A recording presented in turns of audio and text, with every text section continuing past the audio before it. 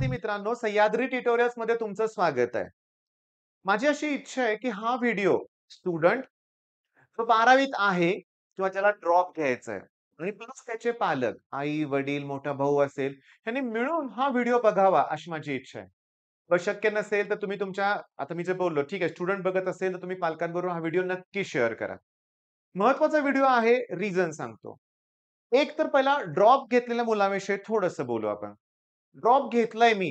आता माझ्याकडे वेळ आहे. मला आता कॉलेज नाहीये, प्रॅक्टिकल्स नाहीये, ऑफलाईन क्लासेसला पण मी जात नाहीये यावर्षी. मग आता वेळ आहे, मग मी जे प्रिपरेशन करू का?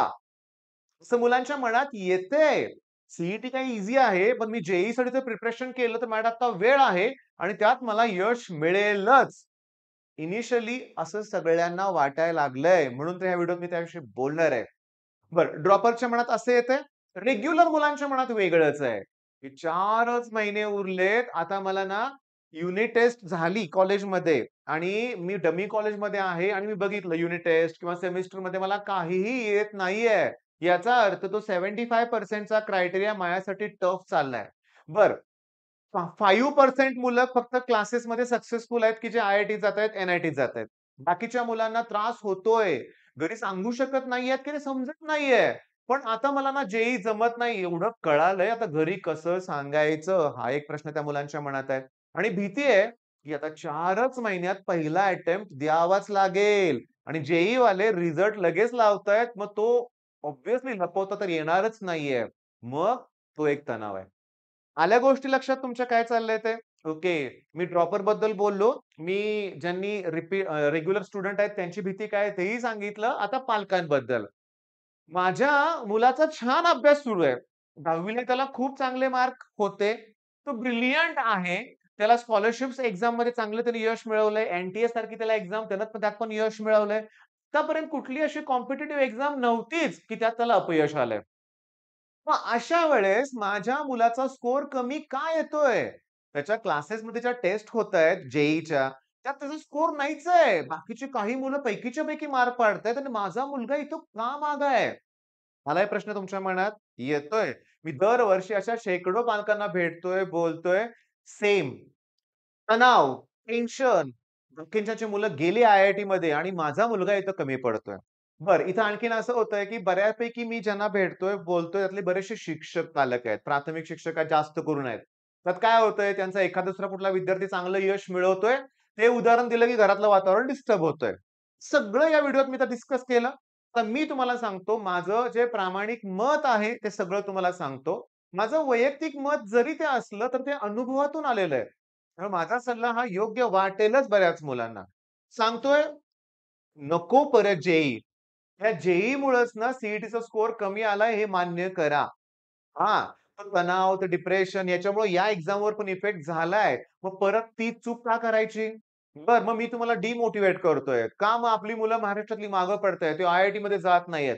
कोण म्हटलं जात नाहीयेत? भरपूर जातायत. जेवढी जायची त्यापेक्षा जास्त महाराष्ट्रातली मुलं आहेत आय-आय-टीमध्ये. पण प्रॉब्लेम काय होतोय? ह्याची सुरुवात कुठून व्हायला पाहिजे तिथून तुमची नाही झाली. 8वी पासून तरी कमीत कमी सुरुवात व्हायला पाहिजे होती अभ्यासाला. आता मी तुम्हाला सांगू का? अरेनियस थिअरी होतं तुम्हाला सिलेबसमध्ये. अरे 9थलाच होतं 5वा टॉपिक सायन्स 1 मध्ये. ॲसिड बेस आणि सॉल्ट. त्यात अरेनियस थिअरी होती, वीक ॲसिड, वीक बेस यांचे एक्झाम्पल्स होते. स्ट्रॉंग ॲसिड, स्ट्रॉंग बेस होतं. 4थ्या टॉपिकमध्ये नंबर ऑफ मोल्स ही कन्सेप्ट होती. 5व्या मोलॅरिटी ही कन्सेप्ट 9वीला आहे. पण दुर्दैवानं ना अभ्यासाची मेथडच वेगळी आहे. ह्याच्यात आमच्यात आज डिस्कशन झालं बरं का 9वीच्या बॅचमध्ये आणि कळालं, मुलांनी सांगितलं बरं का मला आणि मी पण ते कबूल केलं, की मेनली याच्यामागे ना मी दोषी म्हणत नाहीये बरं का, पण कुणावर अभ्यासाची जबाबदारी असते? आईवर. हां, आई मुलांचा अभ्यास घेते आणि ती पाठ करून घेते. मी दोष देत नाही आईला, हे लक्षात घ्या. पण ती रिॲलिटी आहे. पाठांतरच केलं जातंय. पाठ केल्याशिवाय मी उत्तर देऊ शकत नाही. अशा गोष्टी आहेत आणि त्याच्यामुळे आपल्याला ही एक्झाममध्ये टफ चाललोय आपण. 5वी पासून मी तर म्हणतो या एज्युकेशन मिनिस्टर जे आहेत किंवा हे सेक्टर आहे, 5वी पासून एक प्रोग्राम तयार करा ना. मी तर असं म्हणतोय, माझं वैयक्तिक मत आहे, की तुम्ही काय केलं पाहिजे, जी मुलं ठीक आहे, एज्युकेशन या फील्डमध्ये एक्स्ट्राऑर्डिनरी आहेत, त्यांना द्या टार्गेट जे-ई-चं. काही मुलं स्पोर्ट्समध्ये एक्स्ट्राऑर्डिनरी असतील, काही मुलांच्यामध्ये स्किल डेव्हलपमेंट म्हणजे म्हणतो ना, ते प्रॅक्टिकल स्किल ते जबरदस्त असेल. मुलांना त्यानुसार नॉलेज दिलं पाहिजे, शिक्षण दिलं पाहिजे. इथं सरसकट एकाच एक्झाममध्ये आपण सगळ्यांना पळवतोय. ही मोठी चूक आहे. मी असं एक YouTubeला बघितलं होतं बरं का. रेस असते झाडावर चढण्याची आणि कॉम्पिटिटर कोण आहेत? माकड, हत्ती, मगर. ऑब्व्हियसली माकडच जिंकणार आहे हो त्याच्यात. हत्ती थोडी झाडावर चढणार आहे म्हणूया आपण. ती मगर थोडीच चढणार आहे. आपल्या शैक्षणिक क्षेत्रात पण तसंच होतंय. तर माझा पहिला सल्ला काय, की प्लीज आता तरी ही एक्झाम नको याच्यावर फोकस करा. मग काय होईल? यश मिळेल? नक्की मिळेल. मी तुम्हाला सांगतो, की एक लक्षात घ्या. माझं नेहमी सारखं-सारखं तुम्हाला टार्गेट देणं आहे, की फिजिक्स, केमिस्ट्रीमध्ये 100 सॉरी मॅथ्स आणि केमिस्ट्रीमध्ये 100 प्लस पाहिजेत मला. मग होतंय टार्गेट अचीव्ह, मिळतंय चांगलं पर्सेंटाइल आणि तुम्हाला गंमत सांगू का? आता अगदी एकाच टॉपिकचं नाव सांगतो. Application of derivative. YouTubeवर 10 लेक्चर्स मी अपलोड केलेत. हां. सगळ्या कन्सेप्ट मी क्लिअर केलेत आणि त्याच्यानंतर जेव्हा मी सी-ई-टीसाठी ना क्वेशन पेपर बघितले, पी-वाय-क्यूज, तर माझ्या एक लक्षात आलं कुठलाही पेपर काढा, कमीत कमी 5 प्रश्न तर ए वरती आहेत, ॲप्लिकेशन ऑफ डेरिव्हेटिव्ह. कॉन्फिडन्स वाढला ना. वेक्टरवर 7 प्रश्न आहेत. 2 टॉपिक केले तरी 13 प्रश्न कव्हर होतायत. पूर्ण सिलेबस करून मुलांना एवढे मार्क पडलेले नाहीयेत. म्हणून तर पर्सेंटाइल 10, 20, 30, 40 वर मुलं आलेत. मग या मुलांनी जेव्हा तुम्ही ड्रॉप घेतलाय ना, तेव्हा बाळांनो योग्य मी सांगितलेला सल्ला लक्षात ठेवाच बरं का. बरं, दुसरी महत्त्वाची गोष्ट म्हणजे मी अगोदर परत सांगतो. आणखीन एक महत्त्वाचं. Partial drop. ओके. ही एक महत्त्वाची गोष्ट आहे. घरातले अलाउडच करत नाहीये. ते कुठेतरी ॲडमिशन घेच म्हणतायत. मी घेतो ते ॲडमिशन. पण मी त्यांना न सांगता सी तयारी सुरू ठेवणार आहे. मग मला यश मिळेल का? नको.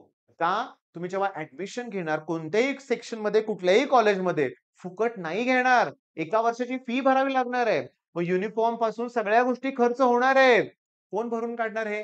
प्लस तिथं तुम्ही ॲडमिशन घेतलं म्हटलं तिथलाही परफॉर्मन्स पालकांना दाखवावा लागणार आहे तुम्हाला तुमच्यासाठीच.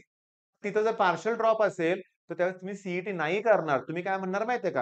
ही पहिली सेमेस्टर होऊन जाऊ दे. मग नेक्स्ट सेमेस्टरला मी लगेच सुरुवातीला सी सुरू करतो. अरे तो पण त्या पहिल्या इंजिनिअरिंगच्या वर्षातली second semester, second mid sem, end same असल्या गोष्टी येत राहणार आहेत. आता काही युनिव्हर्सिटीमध्ये पोर्शन सिलेबस पॅटर्न सगळा चेंज झालाय. तर मिड सेम असेल की नसेल मला माहीत नाही. पण तयारी तर करावं लागेल की नाही? तर हे तर सगळ्यात चुकीचं डिसिजन आहे असं मला वाटतंय बरं का. माझं वैयक्तिक मत. बरं मग ठीक आहे. आम्ही सगळं नाही आम्ही जे सी-ई-टीवर फोकस करतो. मग तुमचा क्रॅश कोर्स आम्हाला घेता येईल का? असा प्रश्न विचारतात. तुम्ही अजूनही क्रॅश कोर्स घेऊ शकता. अजून मुलं घेतायत ॲडमिशन. तुम्हाला काही डाउट असेल क्रॅश कोर्स किंवा ड्रॉप रिलेटेड तुम्ही करताय फोन. तरी पण रोज एक 100, 50-100 सबस्क्रायबर वाढतायत. ओके. माझं शिकवणं तुम्हाला आवडतंय. धन्यवाद. या नंबरवर तुम्ही मला फोन करून विचारू शकता, की स्ट्रॅटेजी काय असेल, काय करता येईल? मी तुम्हाला त्याची उत्तर देईन. बरं हे सगळं कळालं तुम्हाला. चूक कळाल्या मुलांच्या कुठे होतायत. बरं, मुलांच्या चुका झालेत. मग आता त्यांना एक चान्स मागत असतील तर दिला पाहिजे. ड्रॉप घेतल्यानंतर मुलांचं लाईफ चेंज झालेलं आहे. जर प्रॉपर स्ट्रॅटेजी फॉलो केली तर हेही सांगतो बरं का. झालेलंच आहे. चांगल्या कॉलेजमध्ये गेलेत, चांगल्या एन्व्हायर्नमेंटमध्ये राहिलेत आणि सगळ्यात महत्त्वाचं मग लाईफ चेंज झालंय. काही ड्रॉपर माझ्याकडे असे आहेत, त्यांना आता 25-25 लाखाचे पॅकेजेस मिळालेले आहेत. कोव्हिडच्या काळापासून माझं पण लाईफ या YouTubeमुळे चेंज झालं लक्षात घ्या. त्रास खूप होत आहे. कंटिन्युअसली कॉल रिसीव्ह करावे लागतायत, पण करतोय. लेक्चरमध्ये असेल, कॉल जर मिस कॉल पडले असतील, त्यांना मी रिटर्न कॉल सुद्धा करतोय. ठीक आहे. WhatsAppला मेसेज क्लिअर होत असेल, त्यांना पण मी करतोय.